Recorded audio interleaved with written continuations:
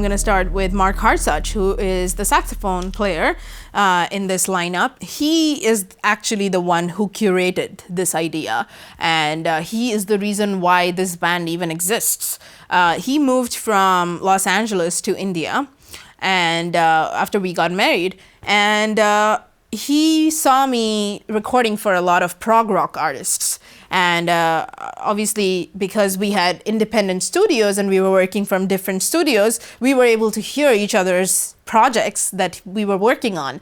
And he happened to get really interested in this prog rock style. And for a saxophone player to get interested in that kind of style, it was like, oh, interesting, because he's a jazz saxophonist, you know.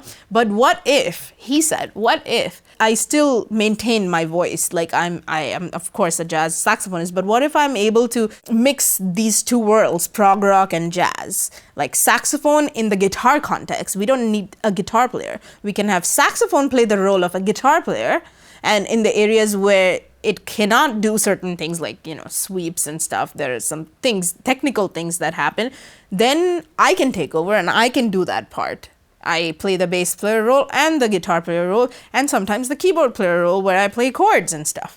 Gino and I, talking about the third member of the band, Gino Banks, who's playing drums, Gino and I go long back. We've seen each other grow since I was probably 11 years old. We have played in different setups. We've played in hard setups. We've played in easy setups. We've played in different kinds of bands where we've played like pop music, jazz music, funk music, Carnatic music, really fusion setups, and in bands where he's just playing the same groove for like 2 hours and I'm also doing the same thing. So I guess as a rhythm section, it's really important, first of all, to understand each other's mindsets. Because as a drummer and a bass player, if you're not on the same page, kind of sound disconnected, and that's not the best for a band. You know, a bass player and drummer need to be together. You know, and because we had played in so many different bands,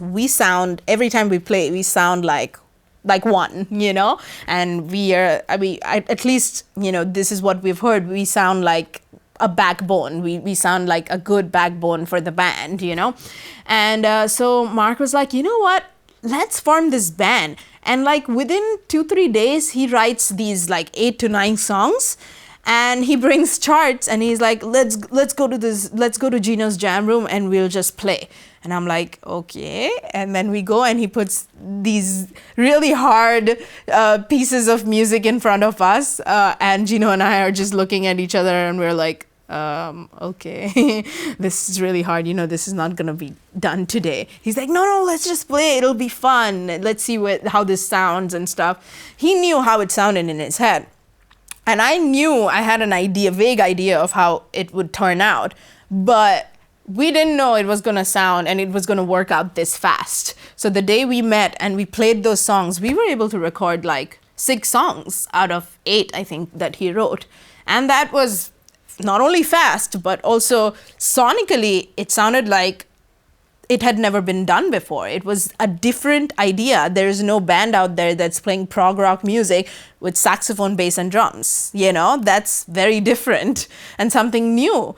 And I was like, wow, okay, we are onto something. We need to continue doing this. And so we practiced, we changed a few things. Gino and I had some ideas that we put in. We wrote some parts. We added konakol to it, you know, gave it a little bit of that Indo-fusion vibe. And then we went into the studio and recorded the album. And now we have our second album coming out next month. And that music is heavier than the first album. So yeah, we are still a new band, I would say. We're only 2 years old, but we already have the second album coming out. So I guess we're doing the right thing. So we were thinking about names, you know. We didn't want to spend too much time like thinking about, what is it that clicks with people, you know. So let's keep it fun. No, we just were like, you know what, let's just keep it simple. Let the music do the talking for itself. You know, this is already really special. We'll just be consistent with it. We'll write killer music. And Mark writes music really fast, and he writes great parts. He's got a great mind. And Gino and I bring in that, you know, Indian vibe, that little Indian vibe. It doesn't sound very Indian, but as a rhythm section, of course, we're very modern. But when we start doing the conical stuff with the drums and bass, it sounds very cool. It's a hip fusion together. So Mark was like, you know what, this is already sounding so good. Let's put our names together. Let's make it like a collaboration and not just one thing, just because, like, of course he wrote the songs, he wrote everything, like the whole bed and everything, but because Gino and I have also added so much to it because of our stylistic features, he said, let's make this a collaboration thing. And we were like, okay, how about we do like the first 2 letters of our names? So Mark, M-A, me, M-O, and Gino, G-I, so MaMoGi. Then it was like, wait, it sounds like MaMoGi, you know?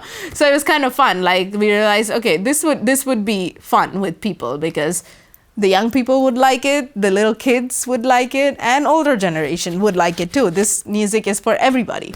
And we wanted to keep it like that. So that's why it's called MaMoGi.